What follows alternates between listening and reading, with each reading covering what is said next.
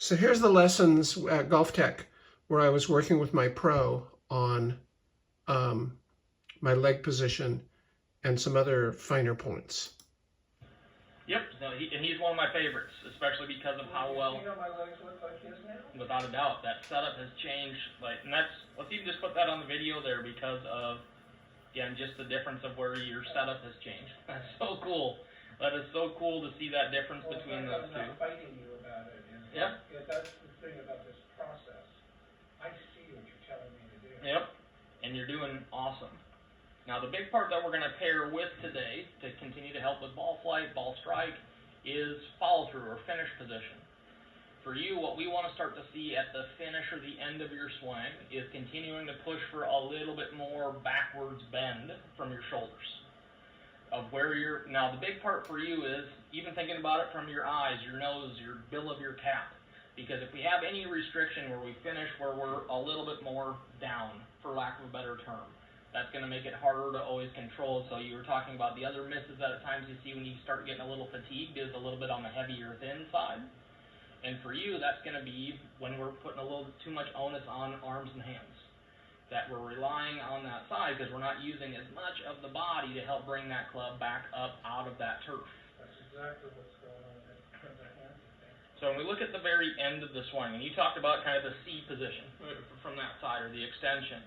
What I want you to see is even just kind of looking at the difference between the bill of the cap. That for you, that bill is still aimed a little bit more down. Neck and eyes are a little bit more down. Again, it's not into a bad position because we're not seeing orb shots are starting to go there, but we have room that we can continue to push for more. Because that's only going to help continue to push the hips a little bit more towards the target. That's going to help in that area. So if we look at these two swings, now one of the numbers is going to be green, which is good. The other number is going to still show as yellow or red. And so that's going to be here when we get to the very end of the swing. For you, we want to see your hips be a little bit more towards the target, but for you to have more balance and be more towards the target, we need to see both of these numbers get a little bit bigger. That we see your shoulder bend numbers start to get closer to that 30 degrees at the end of the swing to help push those hips a little bit more forward, because as he bends a little bit more back from the shoulders or aims his neck and his eyes up high, that's going to help push those hips a little bit more towards the target or help promote that extension.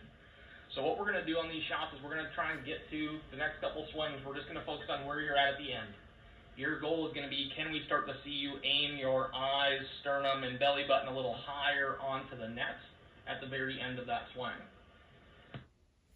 So what he was asking me to do basically is the equivalent of kind of like throwing a ball underhand, like my head stays out over the ball for quite a bit after I've made my swing through, and my hands go up in the air and they sort of pull me up. That's something that I've learned to do through a lot of practice.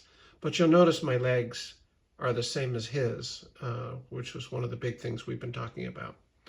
So there you go. That's what it's like working with Golf Tech. All these yellow lines and these percents and greens and reds and yellows. And, you know, it's really scientific how they work with you. I highly recommend these people. They are incredible.